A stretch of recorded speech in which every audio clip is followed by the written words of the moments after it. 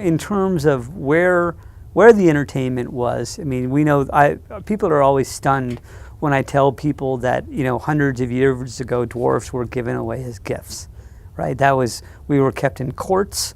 We were part of the entertainment that royalty had at their disposal, because we would be living in the palace or the castle or whatever it was, and because we had been swept out of our miserable circumstance in life and brought to the palace or castle or whatever, and or we were seen as something less desirable, so we were given to something, and so there's the infamous court jesters, right, from years and years ago, where perhaps there was a miserable life there because that was what was expected of you, and you were living in a palace, and you know, I can't imagine what that life was like. But and so then so that was pre most things, right? That was kind of where dwarfism lived in the entertainment world. And then independently, of course, there were people with dwarfism who never got swept up into that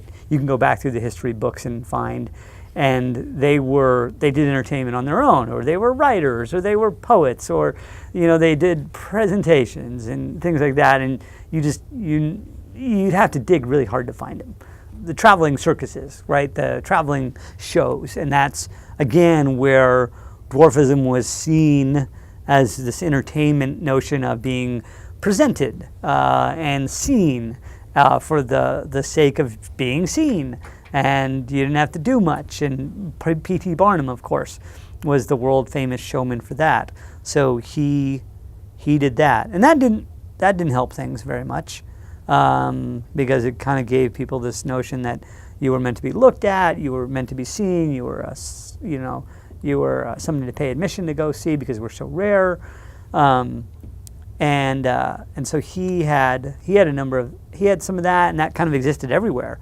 In fact, my wife and I were in New Jersey once, and a carnival had come to town, and there was a guy at the front of the sideshow, basically, that was a guy with dwarfism, and he was an much older gentleman, but my wife and I were dumbfounded in that, you know, it's 2000. It was in the year 2001 or 2, and there was this guy traveling around with a sideshow. And then, as you went through the sideshow, there was another woman in a cart, in a wagon, with her little miniature house. She was from Haiti or somewhere in the Caribbean, and she was just telling us all about, like, what are you doing in there? Like, get out. That's still there, which I find a little disheartening. But that being said, television and movies got popular, and I think the first big actor with dwarfism that came up was Michael Dunn, right, on Ship of Fools. He was nominated for an Oscar for Best Supporting Actor, so he didn't win that. And then Hervé Villechaize was the guy who ended up on Fantasy Island. That's been a horrible role because, I mean, he didn't know at the time. At the time, it was a big break for him. But for all of us on the outside, we all got to hear the plane, in the way he said it, yelled at us. Because anytime someone saw us, they identified us with that one character that they knew from TV. So that didn't help much. And then I think Willy Wonka and the Chocolate Factory, the Gene Wilder version, had a bunch of people with dwarfism cast in it. That didn't help us either, because that's something that still carries through. You know, someone will see us and they'll say, Oompa Loompa. They'll start singing the Oompa Loompa song out of the blue, because we remind them of that. And then what came after that? Mini-Me. The Mike Meyer, Austin Powers movies. Austin Powers cast a guy named Vern Troyer.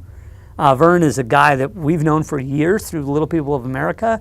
He was an actor, always trying to find a break. This was his big break. I mean, shot him right through the stratosphere in terms of money and career and problems, issues too. I mean, He didn't fare well against the Hollywood beast, and so that didn't help us either, because we got a lot of mini-me calls after that, where people would just call you mini-me, and then it all went away. I mean, that was the last really stereotypical large role, because no one says anything about Peter Dinklage now. He doesn't have any taglines. Peter Dinklage is in Game of Thrones, so there are no taglines in that movie. There are no catchphrases that he says. It's just a ruthless, like, terrifying, odd, like, very odd show, very strange circumstance of a show. And then, of course, The Wizard of Oz. I forgot about that one. That was another one that was back. So that was kind of the bridge between P.T. Barnum and the stuff today, was that Wizard of Oz one, where they cast a whole bunch of people with dwarfism in one film. They put them all in one hotel. And then, like, the rumor mill from that setup is rampant and vile, and it's all debauchery and all these wild nights and things like that. Whether or not any of that's true, I don't know. But that set up the idea of the Lollipop Guild getting called Munchkin, getting called all these different things based on that. So each piece of popular culture that highlights a person with dwarfism ends up with this repercussion that everyone in that community will then hear of it.